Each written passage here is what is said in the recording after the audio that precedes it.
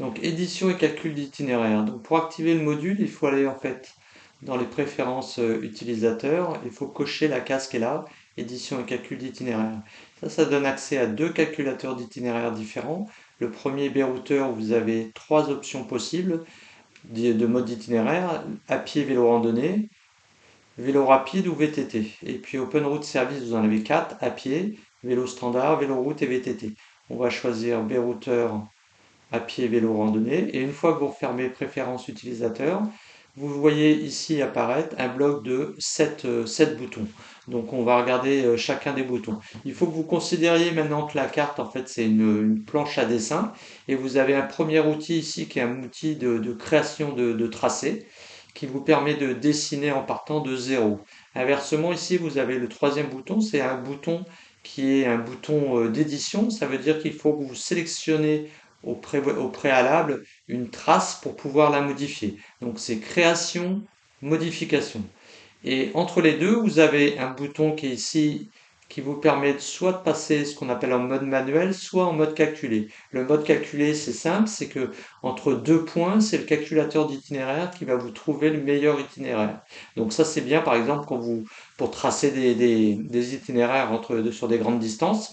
Inversement, le mode manuel, c'est si vous voulez faire du détail, vous allez zoomer sur la carte et vous allez tracer deux points et à ce moment-là, il y aura un segment de droite qui sera tracé entre chacun des points. Je peux vous montrer tout de suite. Donc on va utiliser le mode création. Le mode création, vous voyez, c'est Poitiers, Poitiers-Limoges. Il me calcule l'itinéraire directement. Donc ça, c'est le calculateur d'itinéraire qui fait le calcul. Inversement, si je prends le mode manuel, c'est je vais à Lyon, mais j'y vais directement. Et vous voyez bien que c'est pas très réaliste. Donc on voit bien que ce mode de calcul d'itinéraire n'a de sens que vraiment sur des courtes distances où visuellement vous voulez peaufiner les itinéraires.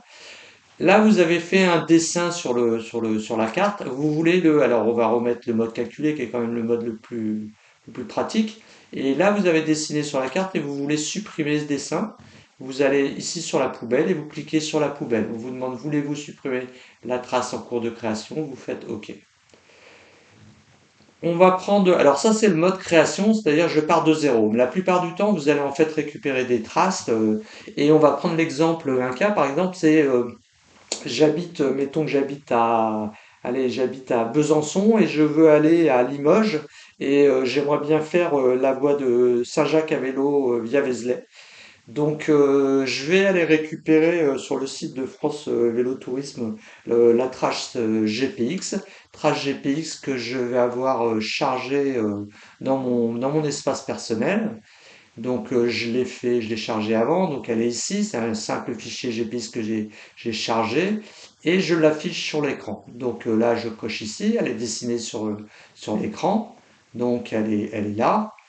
J'ai dit que j'habitais à Besançon, donc là on va partir de Besançon et on va vouloir rejoindre cette véloroute. On veut pas partir de Vézelay parce que Vézelay on connaît déjà, on veut rejoindre Nevers directement.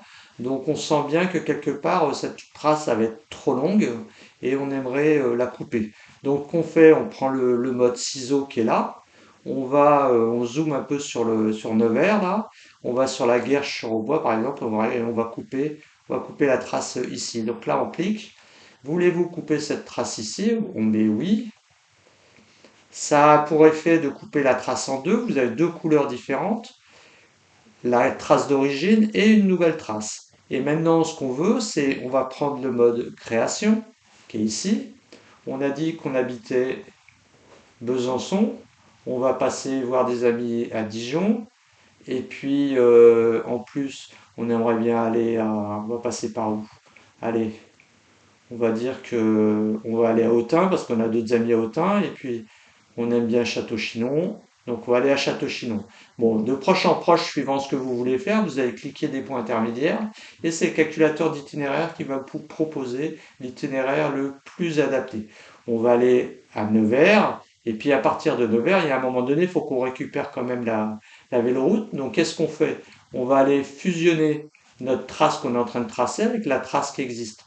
Donc pour ça, qu'est-ce qu'on fait? On zoome sur l'itinéraire qui est là, le- on passe du curseur de la croix au doigt qui est ici et on clique dessus. Là, c'est raté, ça m'a rajouté un point, donc il faut recommencer. Il faut vraiment être bien sur l'itinéraire. Et voilà, voulez-vous fusionner votre trace avec la trace Saint-Jacques à vélo via Vézelay 1? On met OK. Donc là, il vous a fusionné les deux traces. Si on regarde l'itinéraire maintenant, on a une trace qui va de Besançon à Limoges. Et cette trace-là, maintenant, on va pouvoir l'exporter. Alors, je vais le faire, mais avant de terminer la vidéo, juste un complément, c'est qu'une trace que vous pouvez sélectionner, vous allez aussi pouvoir l'inverser. Alors, ce qu'il faut bien comprendre, c'est qu'une trace GPX a toujours un sens, et quand vous inversez avec le mode calculateur, vous vous contentez pas d'inverser les points. Vous pouvez très bien prendre un autre chemin parce que typiquement, vous pouvez avoir des sens interdits, etc. Donc, inverser un itinéraire, c'est pas inverser les points.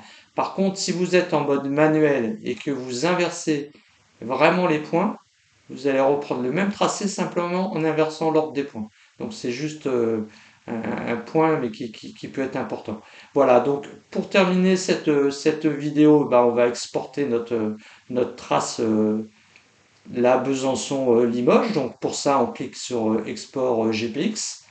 Il nous génère un fichier qui appelle Rando Camping Trace avec la date du jour et l'heure. On l'enregistre. Ici, on a maintenant, une fois qu'on a enregistré notre trace, bah, on peut supprimer celle qu'on a fait si on veut en faire une autre. Donc là, je l'ai supprimée. Il me demande si je suis d'accord pour la supprimer, je dis oui. Et là, vous voyez que vous n'avez plus que l'ancienne trace. Mais ce qu'il faut bien comprendre, là je vais fermer le crayon qui est ici, ce qu'il faut bien comprendre, c'est que tout ça, c'est que du dessin. Si vous rafraîchissez la page, vous allez retrouver la trace GPX parce que vous aviez demandé à ce qu'elle soit visible et vous la retrouvez intégralement. Donc on a vraiment, en fait, c'est vraiment une planche à dessin et les seules traces qui sont vraiment affichées, c'est celles qui sont dans l'espace personnel. Donc nous, dans notre espace personnel, maintenant, ce qu'on va faire, c'est qu'on va y aller. Et on va charger le fichier GPX qu'on avait sauvegardé. Donc je vais là, je prends ma véloroute Rando Camping que j'ai créée tout à l'heure, je la charge ici, et puis comme je ne veux pas superposer la violette et la bleue, je vais effacer la violette qui est là, et voilà, et maintenant j'ai plus que ma violette. Et puis comme la couleur bleue, elle me plaît pas forcément, ah je clique pas sur la bonne, hein, elle me plaît pas forcément, et que je veux changer la couleur, je veux dire, je veux prendre plutôt du rouge, du orangé, voilà. Et puis comme je suis un peu, enfin 3 je trouve que c'est trop haut, je vais, voilà, au contraire, je suis un peu miro et je veux mettre 4 et je mets 4 GPX, voilà, 4 pixels. Et voilà, maintenant j'ai ma trace de 4 pixels qui s'affiche directement sur l'écran. Et là, pour bien vous montrer que c'est vraiment affiché, si vous faites une mise à jour de la carte, vous retrouvez bien votre trace GPX. Donc là, quand vous allez vous quittez l'application et vous revenez, vous retrouverez votre trace. Et enfin, pour terminer, pour fermer ce module-là, parce que finalement, ce module-là, on en a besoin que pour faire de la préparation de traces, ou alors, si on en a besoin, c'est qu'à un moment donné, on veut utiliser le calculateur d'itinéraire, je dirais, pour rejoindre rapidement un point, ce qui est aussi possible. Si vous voulez simplement retirer le module, bah, il suffit de retourner au niveau de préférence utilisateur et de décocher la case. Et à ce moment-là, vous n'avez plus le boîtier avec les 7 boutons pour l'édition et calcul d'itinéraire. Donc voilà, donc c'est un mixte, je dirais, création-édition de tracés d'itinéraire et je pense que ça peut être utile pour tous ceux qui veulent un peu préparer leurs itinéraires.